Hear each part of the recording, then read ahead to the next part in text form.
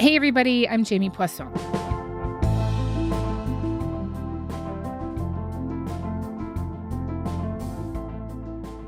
Mark Carney, coming off his trip to Turkey for the NATO summit, headed to Saudi Arabia at the end of this week, meeting with Crown Prince Mohammed bin Salman, aiming to deepen the relationship between the two countries on things like AI and critical minerals. I complimented His Royal Highness this afternoon on many things, his leadership, his vision, his attention to execution and action, his steady hand. The Prime Minister also had some praise for the royal household's military band. But I also complimented him on the quality of the military band of the royal household, because they played an absolutely flawless O Canada, and they have not played O Canada for 26 years, because that's when the last Canadian Prime Minister. Yes, it has been 26 years since a Canadian Prime Minister visited the country, despite the fact that they are a major trading partner, our second largest in the Gulf.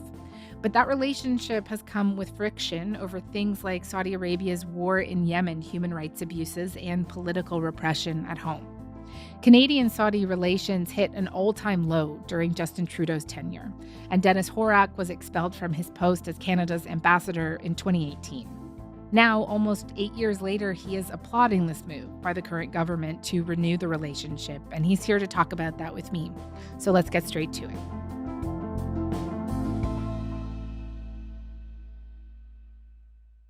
Dennis, thank you so much for coming back onto Front Burner. It's great to have you. My pleasure. Just to start, how significant is it that for the first time in 26 years, a Canadian Prime Minister is visiting Saudi Arabia? I think it's very important.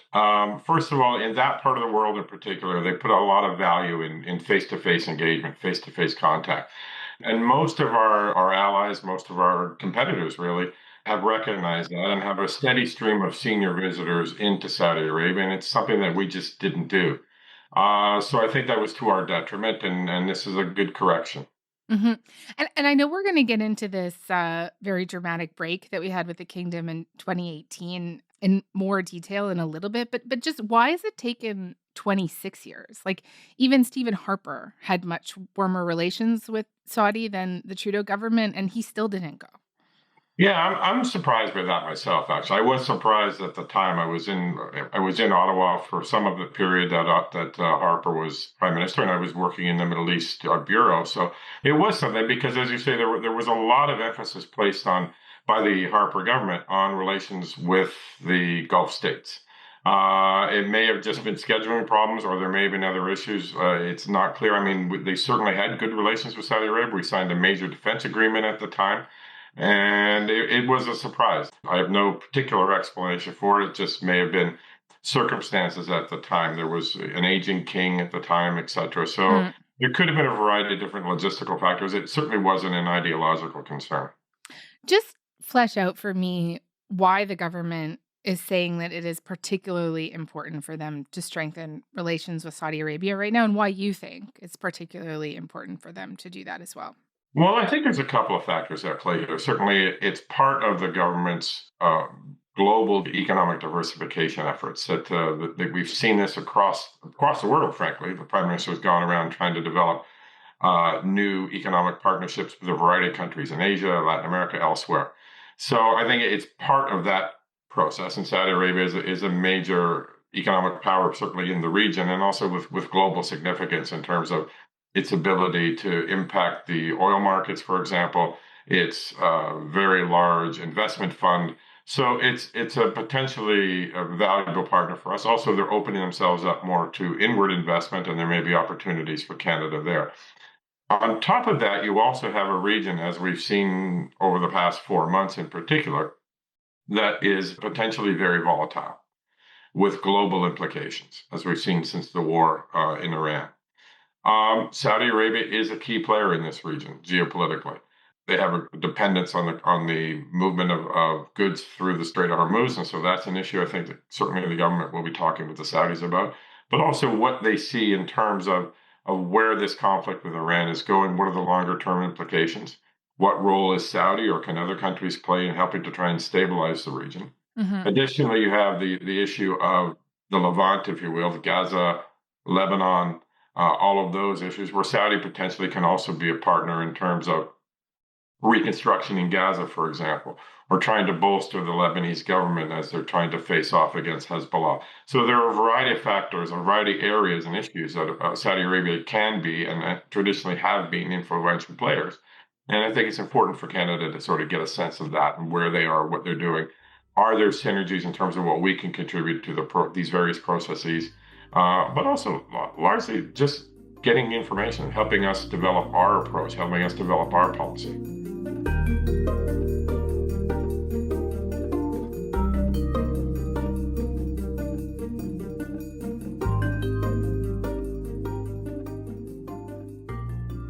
Just on the trade stuff, I just want to get into a little bit more with you what it is that we want from Saudi Arabia and what they could give or take from us.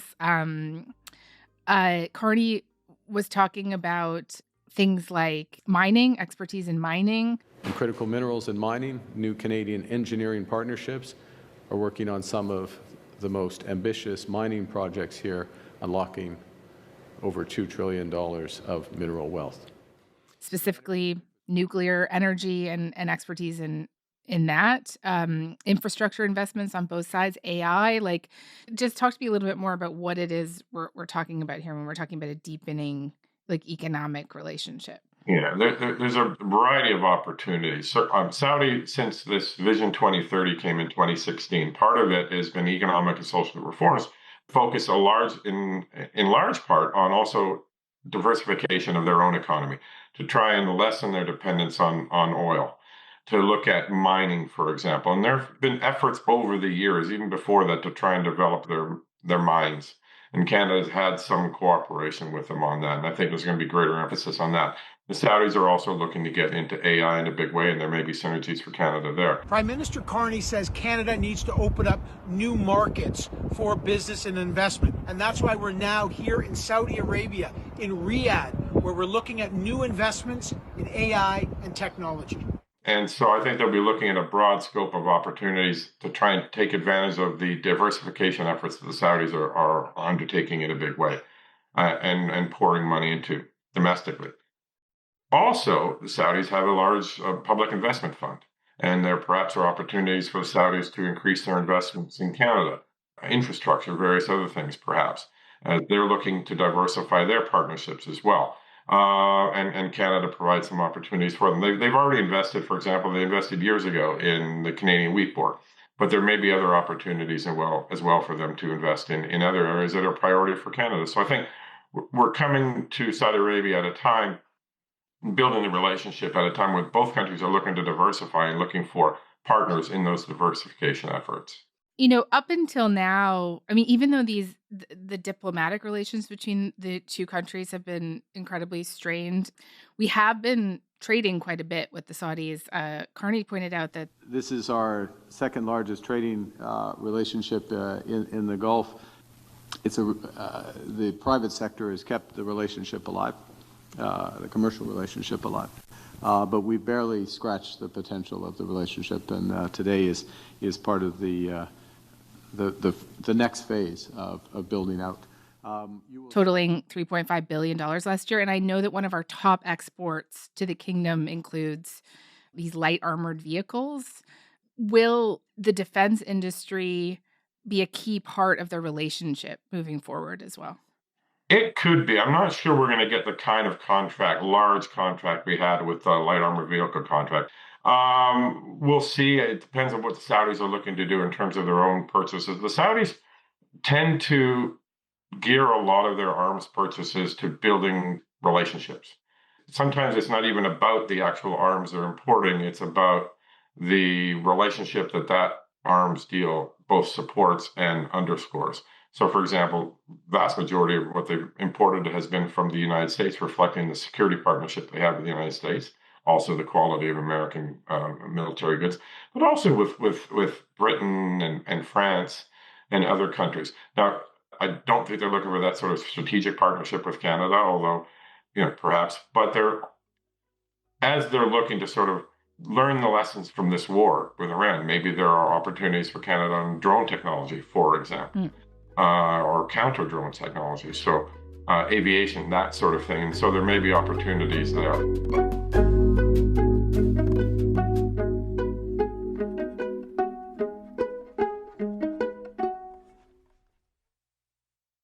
So I want to pivot now a little bit to how we got here, to this kind of resetting of the relationship that we're seeing this week, if you think that that's a fair characterization.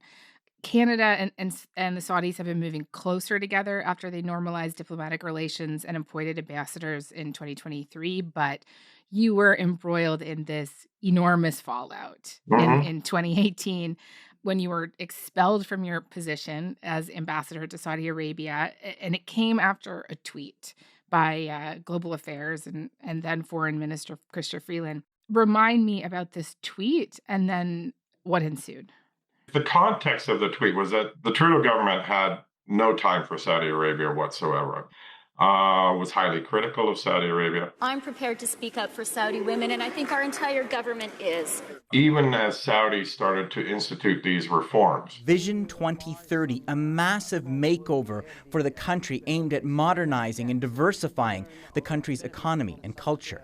Entertainment options suddenly flourished, including the country's first comic convention where men and women shared the same space, previously not allowed. There was a reluctance on the part of the government to even acknowledge the positive aspects of some of these reforms. And if they did say anything positive, it would always be accompanied by a critique of their broader human rights issue, or their broader human rights condition.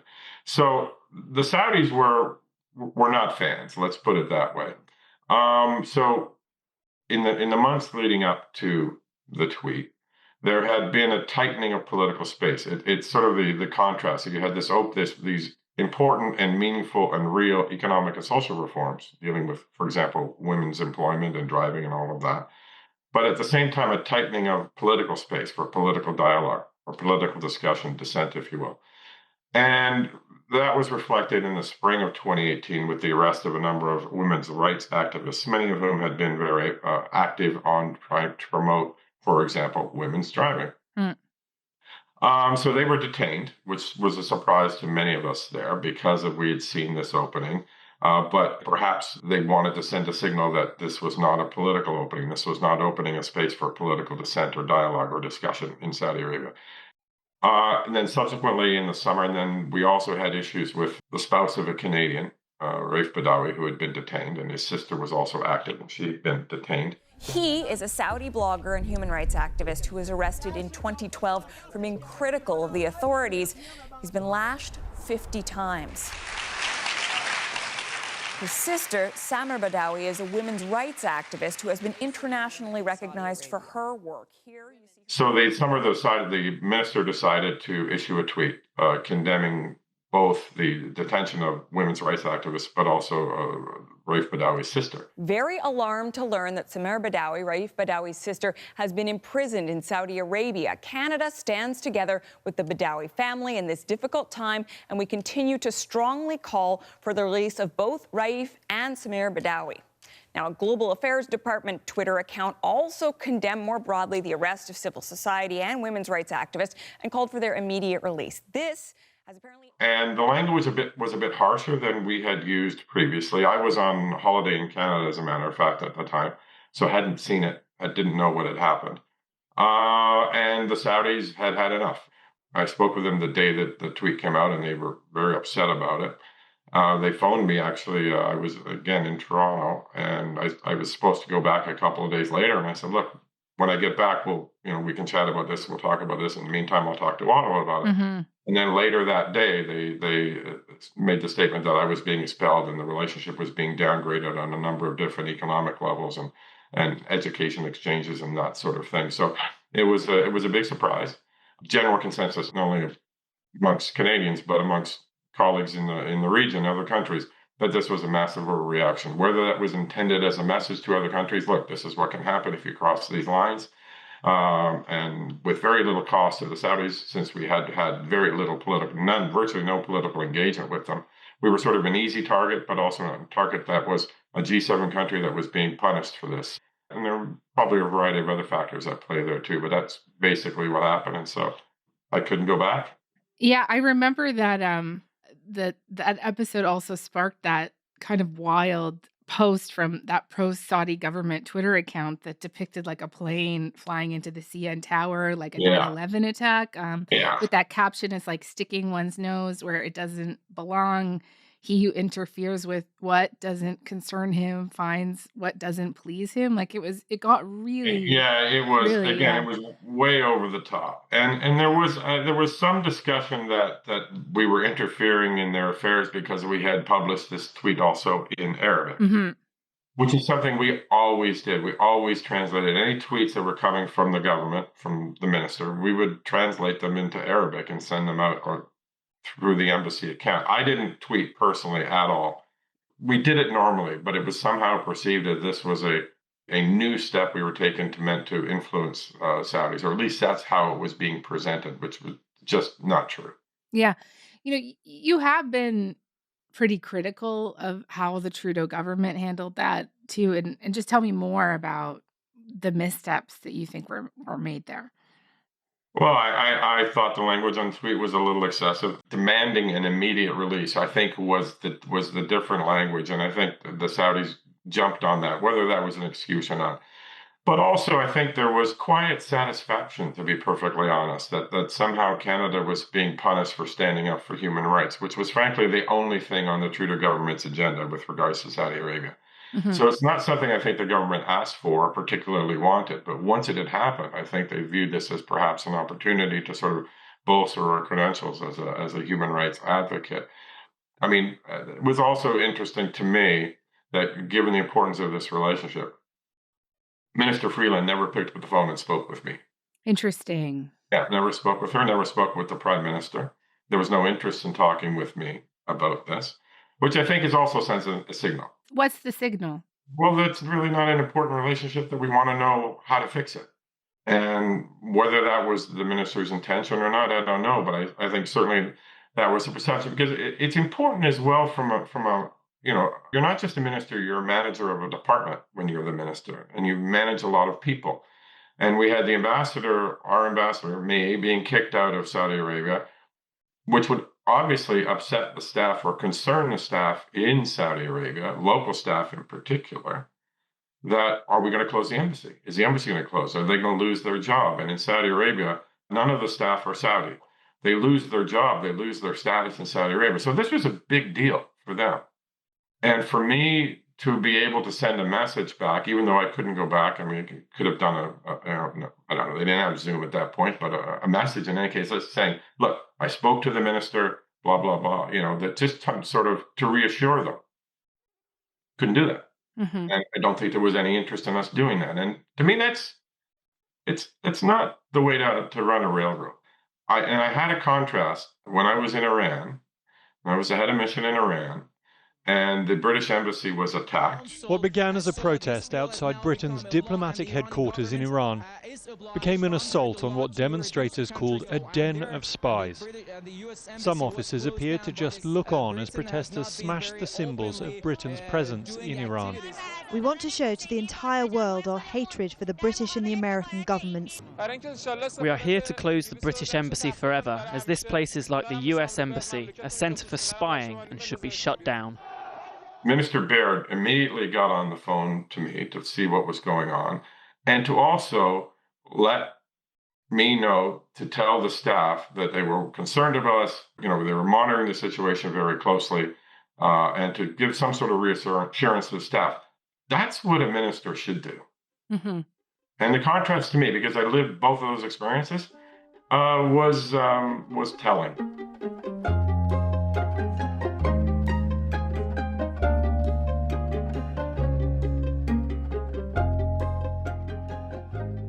I just want to kind of push the other side a little bit here, that maybe this was a good stand for them to take, because it wasn't long after, in October 2018, that Washington Post journalist Jamal Khashoggi went missing after entering the Saudi consulate in Istanbul. Khashoggi, the one-time insider, crossing the red line he'd so skillfully tread in the past. daring to criticize the Crown Prince Mohammed bin Salman. I still see him as a reformer, but he is gathering all power within his hand. Did you order the murder of Jamal Khashoggi? Absolutely not. This was a heinous crime. But I take full responsibility as a leader in Saudi Arabia, especially since it was... And then the CIA concluded that he was killed and dismembered in a plot approved by the Crown Prince, Mohammed bin Salman. The declassified report says the prince approved a plan to either capture or kill Khashoggi, who had criticized the Saudi regime. You know, I wonder if that incident kind of changed anything for you. No. There are countries all over the world that do horrible things, and we object to them, and we rightly so. We should object to them. We should voice our concerns, and we do. But you can maintain normal levels of diplomatic relations with them at the same time. The Russian government killed Navalny. We didn't kick out the Russian ambassador. We didn't pull our ambassador out because it's an important relationship. You can do both at the same time. Having full diplomatic relations is not approval of a particular country. It doesn't say we agree with everything. It doesn't mean that we support everything you do. Diplomatic relations are very often about maintaining contact and dialogue with countries over the things you disagree about. So I don't think it served our interests at all. I mean, again, I think what it did was, again, this sense of satisfaction amongst some within Canada that we did the right thing, that we stood up for human rights, and look how horrible this country is, and look what horrible things that they do. I want to interrogate with you this idea that human rights was the only thing on the Trudeau government's agenda, right? Because even after this break with the Saudis, they did continue to send arms and armored vehicles to Saudi Arabia, upholding that $15 billion light armored vehicle deal with Stephen Harper that we talked about.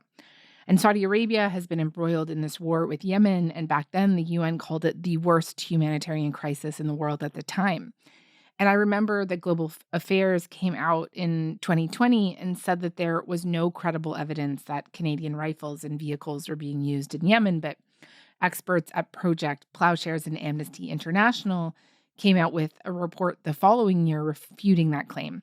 They presented evidence to the contrary, including multiple images from Yemen that showed Canadian vehicles and rifles. And the Trudeau government said that they were looking for a way to get out of the deal, but they didn't. And why did they ultimately not get out of the deal? And do you see a kind of hypocrisy there? Well, a couple of things. In terms of the use of Canadian vehicles in Yemen, it's a very complicated issue. Depends what they were used for.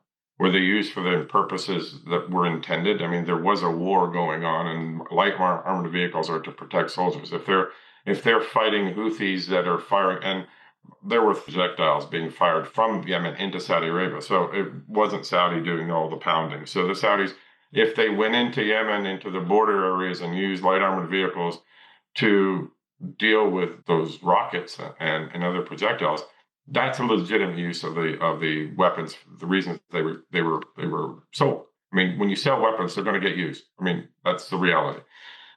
But it's a little. I take your point. It's a little bit more complicated. Yeah, still. All that. But in terms of the broader question of is it hypocrisy? Well, I mean, sorry, I'll add one more point. I mean, it's not just the human rights abuses that Saudi Arabia was accused of. In Yemen, these light armored vehicles have also been used by the Saudis in their crackdowns on the Shia populated areas. Well, again, it's a little more complicated than that. It depends which vehicles you're talking about. You're talking about the Gurkhas, you're talking about the labs, because the photos that were shown at the time of the labs heading for the area, there's no indication that those ones, the labs, were used. Anyway, based on the observations of people that I spoke to that were there were very different conclusions that were drawn. Mm-hmm. Though I'm sure there are people who will make the argument that they shouldn't have been used at all. No, absolutely. I understand that. And there are many people that say we shouldn't be selling arms. We shouldn't have an arms industry at all. But the fact of the matter is, if you have an arms industry, the weapons you're selling are not going to just be used for parade purposes. They're going to be used in war, and that's going to mean anyhow. But the broader, I want to come back to your broader issue is, why didn't they cancel it?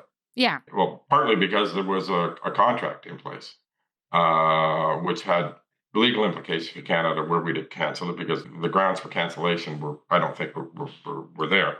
The other question was there was thousands of jobs involved in this in Canada, and you were going to close this down and undercut Canada's credibility as a supplier, not just to Saudi Arabia, but other countries in the future, because not all of our purchasers are Western European countries. So there was a reputational risk as well. So I think there was at that point, there was a recognition that there are legal repercussions here, but also reputational implications for canceling a contract. And also jobs. Yeah.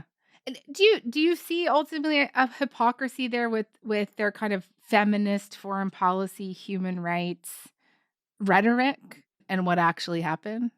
Yeah, I see the point. I see the point. Yes, because it was all about holding Saudi Arabia to account, but don't pay attention to any of the weapons we're selling over here. Mm-hmm. Governments have to make those kinds of compromises based on, again, legal, political, reputational risks. Whether that meant they should have maybe toned down the rhetoric a little bit, or maybe the reason they upped the rhetoric is to sort of try and draw attention to how they were actually on the side of the angels on this one issue, and were forced to do this other one. So it plays into what the politics of the moment are and what audience you're trying to hit as well. I mean, when we were issuing tweets about human rights situation in Saudi Arabia, or frankly any other country, the audience there isn't the country. It isn't Saudi Arabia, or isn't China.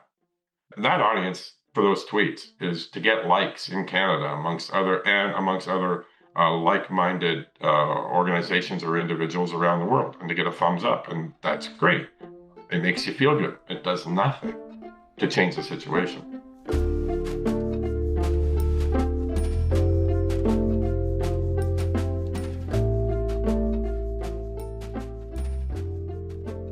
So now, do the contrast for me of how you see this government, this current government, Carney's government, pursuing a very different track. Yeah, it's a much more pragmatic. It's a much more, I think, mature. It's the kind of approach that, frankly, most of the countries in the world take with Saudi Arabia. That you can engage them, you can talk with them, you can have a productive relationship with them, and still have concerns about what's going on. I mean, I talk a lot about a simple, basic diplomatic formula. That engagement gives you access, and access gives you an opportunity for influence. Whether that influence will be effective, who knows? But at least you're talking to the right people because you've engaged with them on a variety of other issues. If you're just going to go in and yell at them about human rights, they're not going to listen to you. It's like yelling at your neighbor dropping the garbage on the end of your street. And if you don't even know the guy's name, he's not going to listen to you. But if you're friendly with him, or you have a rapport with them, a relationship with them, maybe if you're complaining about them making a mess at the end of your driveway, maybe they'll listen. Maybe they won't. Who knows? But it's that sort of a simple, basic human interaction. Lecturing countries from afar is an ineffective strategy. It's satisfying, but it's ineffective. Engagement can be effective. It doesn't mean it's always effective. It doesn't mean it's decisive, but it can be effective. So I think the Carney government, and as do most governments in the world, have this sort of sense of, we can do both. We can have engagement, and we can also raise concerns when we have them, because we have the opportunity to do that in a way that's perhaps more effective, and to perhaps also have influence on the ground in a way that really affects people's lives. And there were examples when I was there about the kind of relationship we had with Saudi Arabia. I mean, the education one piece is a classic example. There were thousands and thousands of Saudis who studied in Canada, not just medicine, but other fields as well. Many of whom went back to Saudi Arabia being agents of change, came back to Saudi Arabia with a different perspective on things. One guy who was at St. Mary's, he went back and started a company solely geared to helping women enter the workforce. And whether he would have done that had he not gone to St. Mary's, I don't know. But the fact is, he did. And that had much more of an impact on the lives of Saudi women than any number of tweets that could have been issued by the Ministry of Foreign Affairs. That feels like a good place for us to end. Dennis, thank you. As always, it's really great to have you on and to hear your thoughts. My pleasure.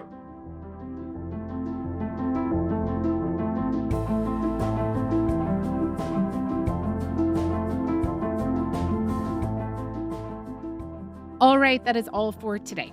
Front Burner was produced this week by Joytha Shen-Gupta, Matthew Amha, Kevin Sexton, Mitchell Stewart, and Mackenzie Cameron. Our YouTube producer is John Lee. Our music is by Joseph Shabison. Our senior producers are Elaine Chow and Imogen Burchard. Our executive producer is Nick McCabe-Locos. I'm JV Poisson. Talk to you next week.